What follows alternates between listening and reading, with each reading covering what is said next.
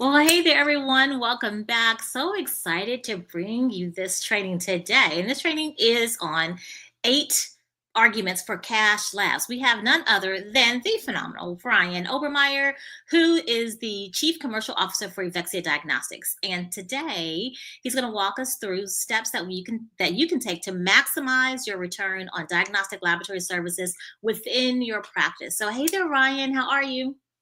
I'm doing awesome. How are you? I'm fantastic. Thanks for asking. Thanks for asking. So this is such a great topic. And so before you hop in, if it's okay, I'll ask you a few questions. Yeah, Absolutely. Yep.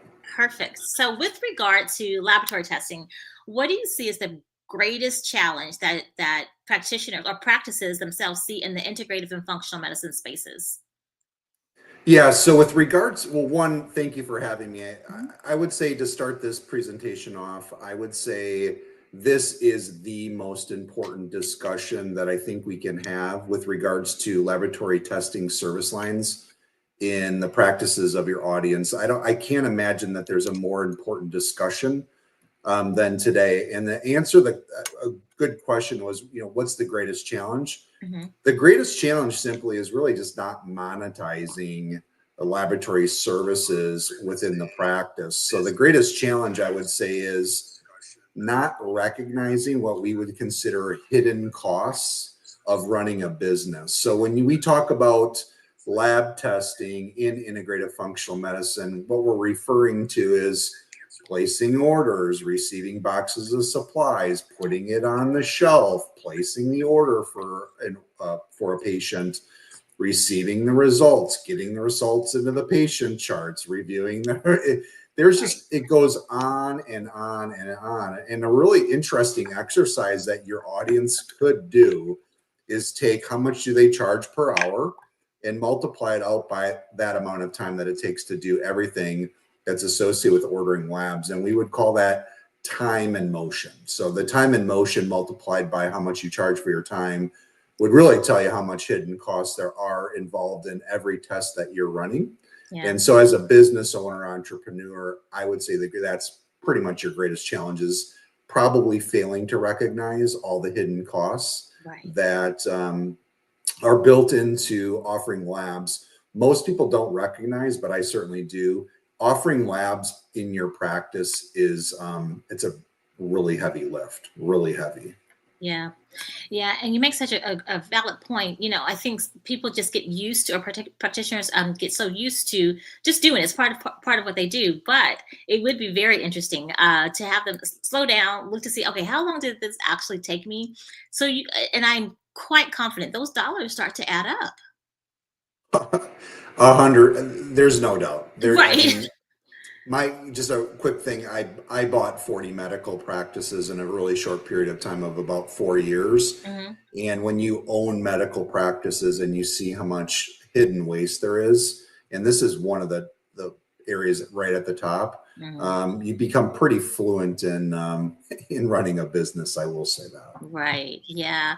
And so I've heard this argument before from many, healthcare providers or professionals, I should say, and they're concerned about being perceived as like nickel and diming patients for every service that they offer. So, what's your opinion on that? Yeah, so that gets back to the idea on why most providers, even in the cash-based model, so the cash-based payer model, or maybe even a hybrid model, they still insist on running labs through their patient's insurance. And I think a lot of it has to do with using the term I just used is they're not fluent. They're Hmm. not fluent in nomenclature associated with insurance. They actually don't know a lot of things because they don't have to, right? They're Right. in a cash-based model. So why would I entertain trying to get educated on this? But I would say for one service line that you absolutely have to become fluent in is labs and how does that function in the ecosystem of your local practice. And so I would just say this with the whole idea of nickel and diming it, I totally get it. I have this conversation with my wife nearly on a weekly basis about, in fact, I just listened to a podcast before I got on here, and it's like, someone ran and grabbed me a sandwich and they want to get tipped, right? Just to do their Right. job. It's the same idea. Yeah. I totally get it. Unfortunately, labs have been looped into grabbing a sandwich for somebody, when in fact it is completely different. So Yeah. the idea of nickel and diming, I totally get it. When we get into the presentation today, I think you're really going to understand that, in fact, not nickel and diming, looking at hidden costs that I just mentioned, these all become just super important as a business owner to truly understand. So ultimately, I get it because I feel it as a patient. I feel it as a consumer of getting nickel and dime. Right. But unfortunately, I think, or fortunately, I think labs really shouldn't be a part of that bucket. Yeah, yeah. And so, what suggestions, before we hop into the presentation, what suggestions do you have really to maximize the diagnostic laboratory service line in the folks that are watching, in their practices? So I know this is probably like a half a dozen times I've been a guest on this podcast. I would say I gave this answer to one of my presentations. Is the idea, and I'm just going to stick with the same word or same answer. So look at that. I use the same word in 3 answers, is fluency. And I'm going to use it a little bit different, is when you become fluent in anything in your practice. So today we're talking about labs and lab testing service line in your practice, but you can take this concept and you can apply it across any service line in your practice. This could be nutraceutical intervention. This could be IV therapy, whatever that might look like. So I'm going to use this another word again, and the word is really fluency.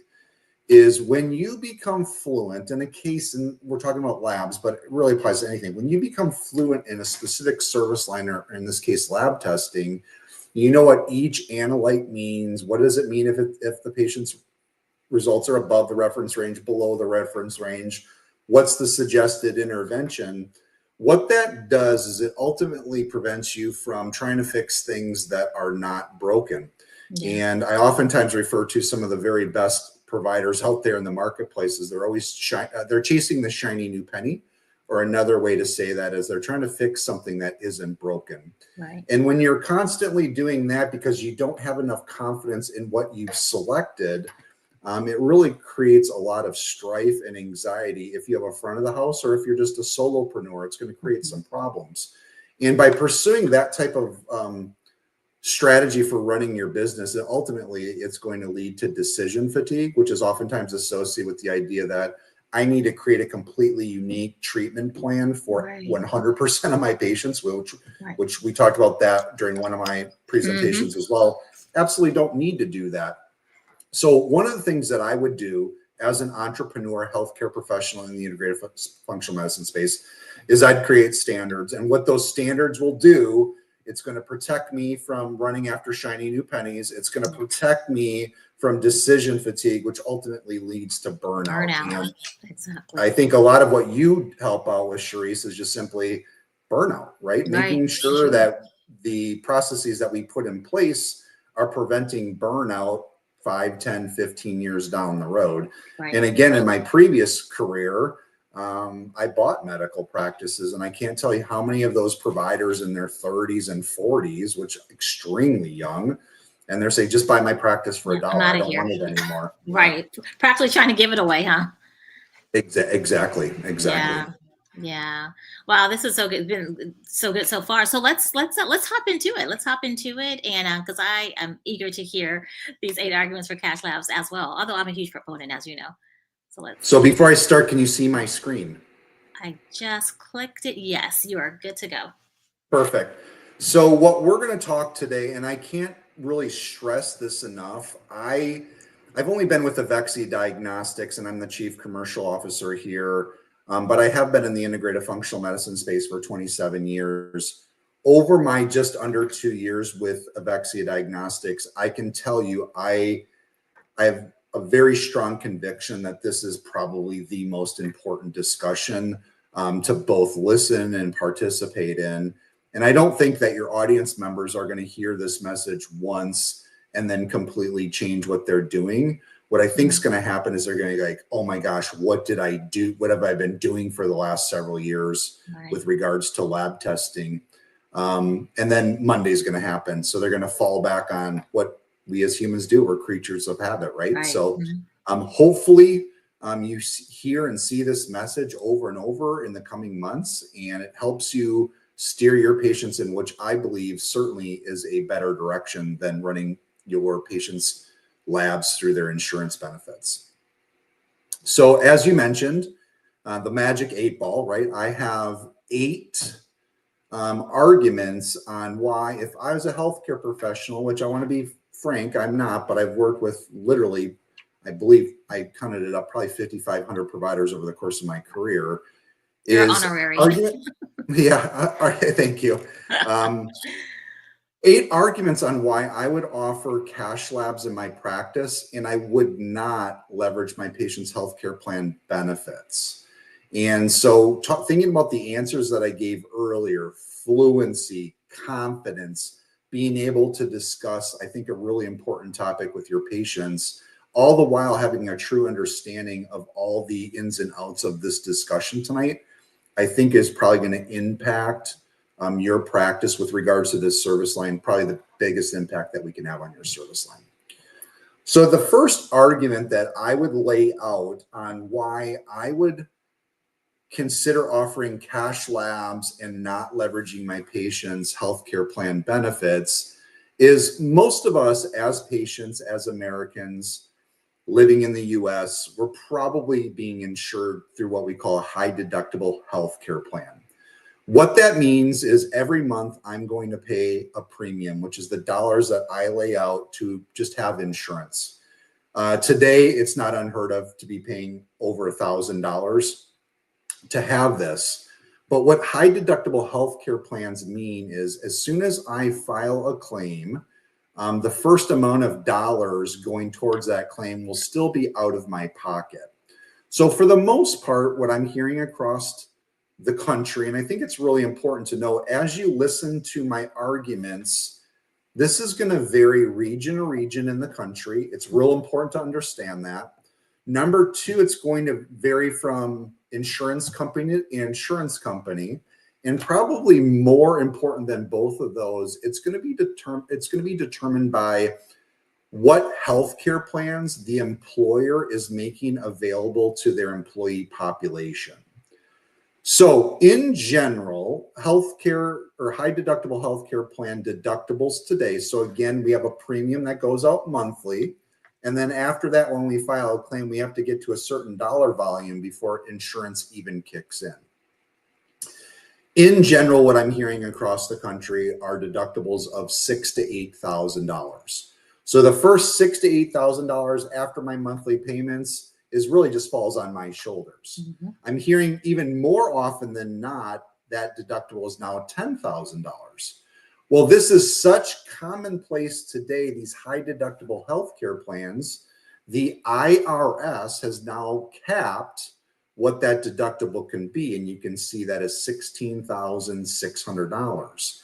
And so for you in the audience, you have to ask yourself, those patients that are pursuing a different type of medicine, call it integrative, functional, complementary, whatever you might want to call it, in reality, are they consistently reaching or are they exceeding their deductible? And I would argue probably not very consistently. Right.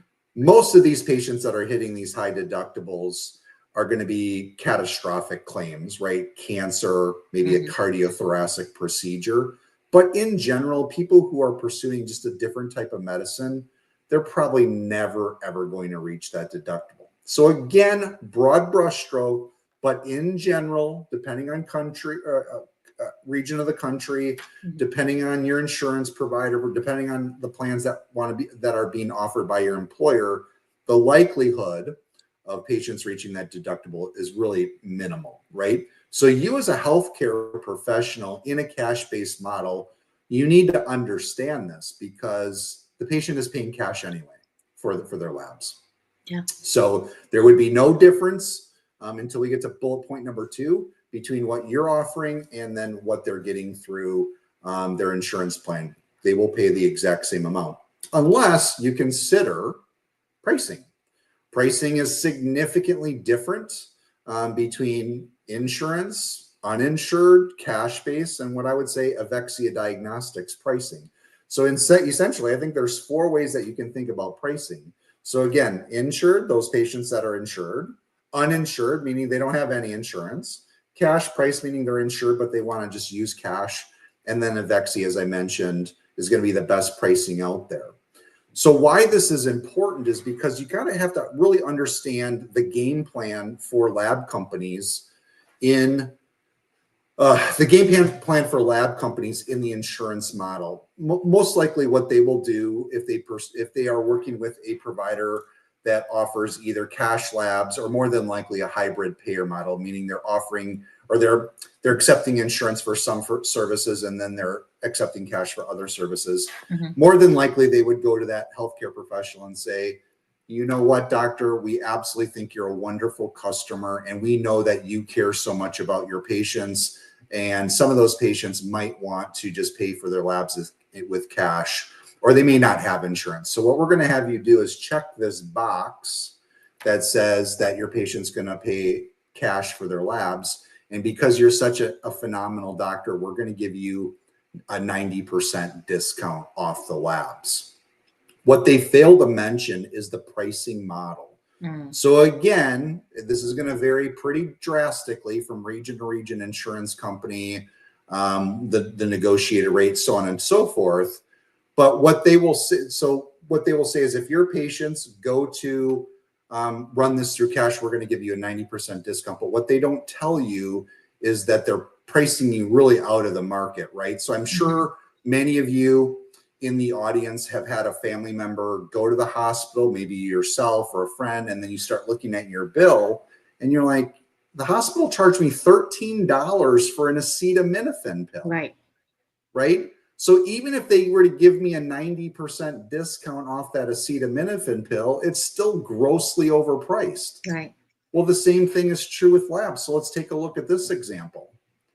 You can see there was a CBC. So I just took an example of a CBC. They were charging $7,300 for a CBC, which I would say is probably a huge outlier.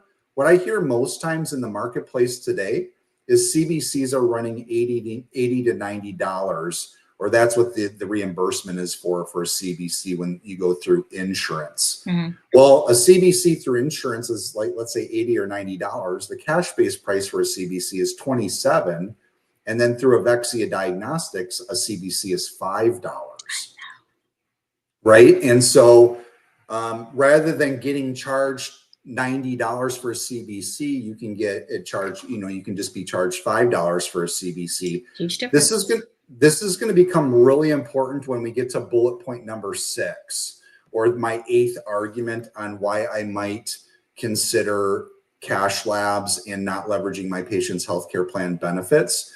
And that's when we get to what we call balance billing or back billing, right? So this becomes really important, especially when you consider patients getting back billed on the lab tests that their healthcare professional might order. So again, I think this is a really good argument why you might want to consider cash labs. The third argument on why you might want to offer cash labs as opposed to leveraging patient healthcare benefits is an HSA, right? A health savings account, which this allows you to put it in pre-tax dollars. It's going to grow pre-tax, and when you withdraw, it's also going to be tax-free as well. And this is something that high deductible healthcare plans oftentimes are associated with, and it will be offered by your employer.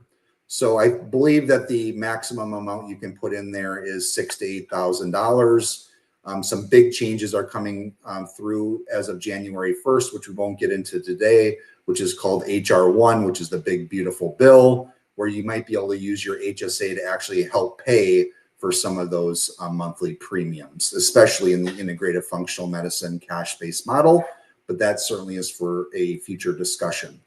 So my bullet point number 3 is your patients can actually use their HSA or FSA to pay for labs.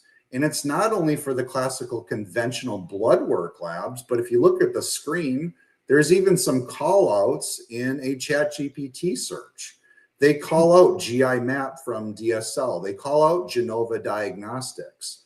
So as long as it's part of the patient's treatment plan to take a look at some of these, not only conventional tests, they can use that HSA for the specialty test. And 99.9%, and that certainly is a guess, that even the specialty tests are not going to be covered by any insurance plan or negotiated rate. So that's bullet point number 3 on why I might consider cash labs and not leverage my patient's healthcare plan benefits. Number 4, patients can always self-file. It's very easy. Basically, they're going to provide some paperwork to the insurance company, answer some questions, and then they would get reimbursed for any monies that are due to them. But like we discussed with bullet point number 1, if they hadn't hit that deductible, and again, I'm hearing most times $6,000, $8,000, and $10,000, the first $6,000, $8,000, or $10,000 more than likely is going to fall onto your patient's shoulders. So understanding, even if you run your patient's labs through insurance, they are still paying cash. No different, right? They're still going to pay cash. And again, this is always up for interpretation with regards to what area of the country you live in, what insurance provider your employer has chosen, and what insurance plans your employer has chosen to provide your patients. Bullet point number 5, privacy. Patients who pursue integrative functional medicine, for the most part, have always been concerned about their privacy. At Evexia Diagnostics, we offer genetic testing. More times than not, I get asked questions, will the lab company keep my genetic information? Illustrating that there is concern for privacy. But I also believe that many people would agree in the audience that since COVID, privacy for many patients has become paramount. It's become very, very important to them. And so again, if you run labs not leveraging insurance plan, healthcare plan benefits, that is not reported to the insurance company. So I think that's another piece that's very interesting for your audience to understand. Next, balanced billing. And we talked a little bit about this when we talked about bullet point number 2, which is pricing. Again, that $13 acetaminophen pill versus something that is reasonable and customary. If you are not familiar with the concept of balanced billing is when your healthcare professional orders a test that might not be included or covered by your insurance plan that's being offered by the employer. It also could be that they're charging more than the negotiated rate. So in either case, if you're trying to charge more as a lab company, or if the provider has ordered a test that is not covered, the patient will receive a bill in the mail, not next week, more than likely 9 or 12 months later, as most of us hear. And it will be not for the reasonable and customary cost of an acetaminophen pill. It's going to be $13 for the acetaminophen pill. So they actually balance bill the insurance rate, the negotiated insurance rate. So if you remember when we were discussing bullet point number 2, when we talked about CBC reimbursement, CBCs, and again, it varies, but in general, what I'm hearing in the industry today is $80 to $90 for a CBC versus $5 through Evexia Diagnostics. So let's just say the healthcare plan didn't cover a CBC. Your patient will be billed $90, not $5. So bullet point number 6 of balanced billing or back billing really augments or amplifies bullet point number 2, which is pricing. Bullet point, this just gives you a simple example of when the negotiated rate or the rate that has been billed exceeds that of the negotiated rate. So you can see there that the patient owes the lab a certain amount of money. Now, the real world example of this back many years ago 10, 15, 20 years ago was homocysteine. It was almost like a weekly basis. Homocysteine covered by insurance, not covered by insurance. Oh, it's covered by insurance again. Today, I hear a lot of the analytes that are being ordered by healthcare professionals in the integrative functional medicine space, maybe an HSCRP, covered one day, not covered the next day. And so again, the last thing you want to do is leave your patients with a bill that they're going to receive months after seeing you for an amount of money that is far beyond which is reasonable and customary. Yeah. All right, so here's bullet point number 7. Bullet point number 7 is this. Not every patient who pursues integrative functional medicine is looking for a diagnosis, nor do they feel sick. Many of them might just be saying, I don't feel like I felt 2 years ago. Can you help me? And so these tests, which automatically are not going to, because there's no associated code for not feeling like you used to, won't be covered by insurance anyway. So many times, rather than diagnosis, your patients are looking for optimization. And if you're running more of a longevity, anti-aging hormone practice, this more than times than not is going to apply to your patients. And bullet point number 8, keeping the message clean. If you run a practice and some of your services are covered by insurance, others are not covered by insurance, to make it even more complex, some labs are covered by insurance and some labs are not covered by insurance. If you are not a solopreneur and you have a front of the house staff, I cannot tell you how much strife and anxiety is created when a patient goes to the front of the house or goes to the front desk to check out and they say, hey, I was here 6 months ago and the doctor got my labs covered by insurance. Why aren't these labs covered by insurance? And who gets stuck with the bill? It's the front of the house staff. Now they have to talk to your patient about why this lab was covered and this lab is not. Or maybe they do the same thing. They walk up to the desk to check out and they say, hey, 6 months ago I was here and you covered my labs. Why can't you see if you can get my dietary supplements covered by insurance? Or whatever, IV therapy or whatever. It creates a murky message. So by offering labs via a cash-based payer model and not leveraging your patient's healthcare plan benefits, I think will help you keep a clean message across the board. So in short, here are the 8 arguments that we went over today that I would argue for a cash-based model and not leveraging your patient's insurance. Number 1, high deductible plan. What's the likelihood of patients consistently reaching that deductible? Meaning it's cash anyway. They're paying out of pocket. Number 2, pricing. You're not paying $13 for an acetaminophen pill. You're going to pay something that's more reasonable and customary. Number 3, they can always use their HSA and FSA, not only for conventional blood work, but they can also use it for the specialty testing that are more common in integrative functional medicine as well. Next is they can always self-file. If you find that patient goes, I just want my insurance to kick in, even if it's for $1, guess what? They can always self-file as well. It's very straightforward, very easy to do. Next, I believe privacy is becoming more and more important, especially since COVID for many patients. Balanced billing is probably the biggest argument for cash-based model or cash labs. And then the last 2 is not every patient is here for a diagnosis. Sometimes they're here just for optimization. And then last but not least, keep your message clean. Offering some benefit, or excuse me, some service lines through cash and some through insurance just makes a little bit murky message for you.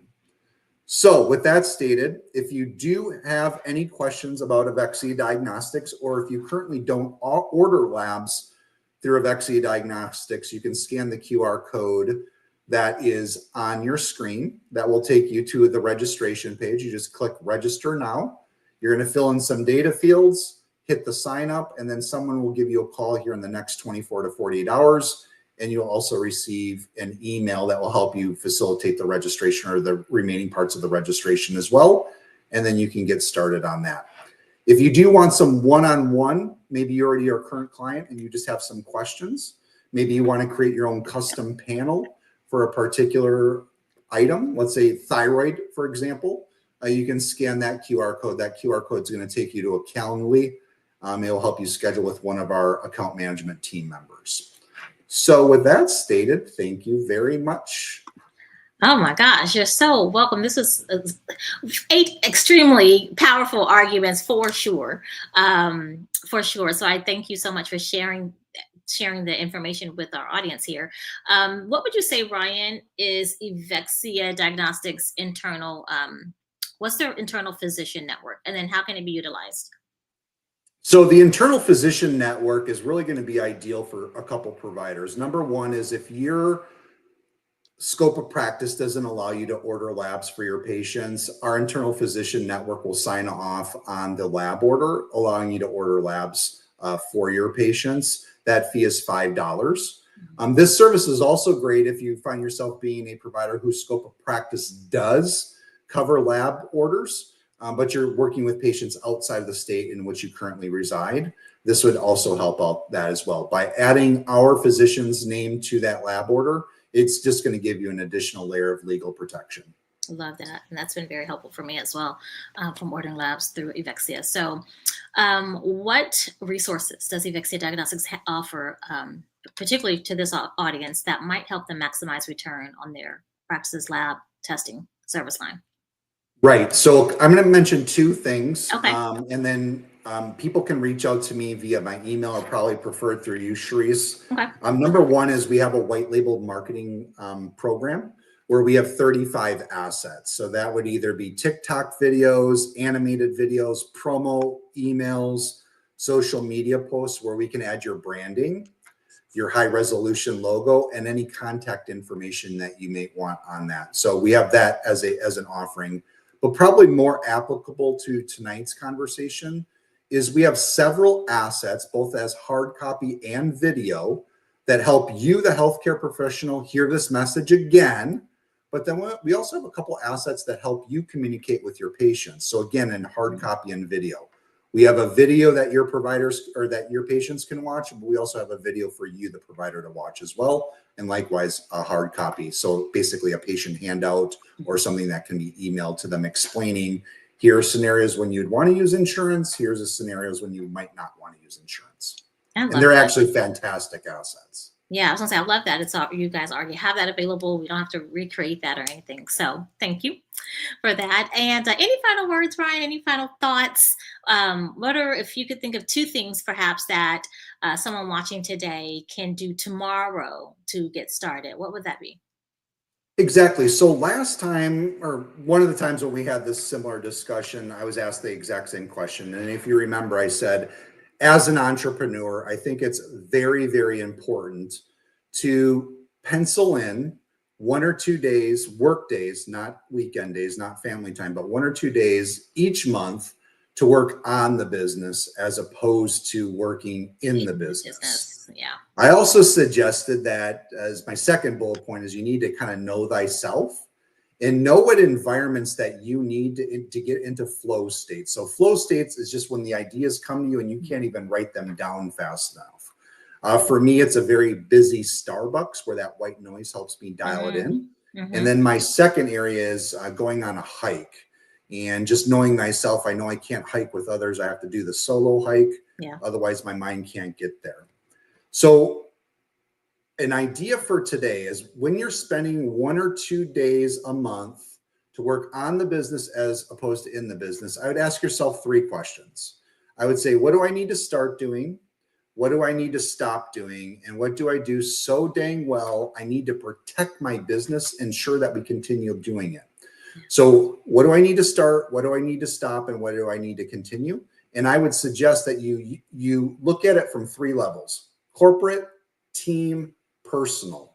And I think I would consider doing this series of questions once, if not twice a year. I've been running teams since 2006, and this exercise almost always happens in January. And we just work through it, create a plan to work through it, and then by the end of the year, hopefully we've accomplished what we set forward. So that's excellent. I love those those tips and those three specific questions. So good. So Ryan, thank you again so much for your time, your sharing your brilliance with us.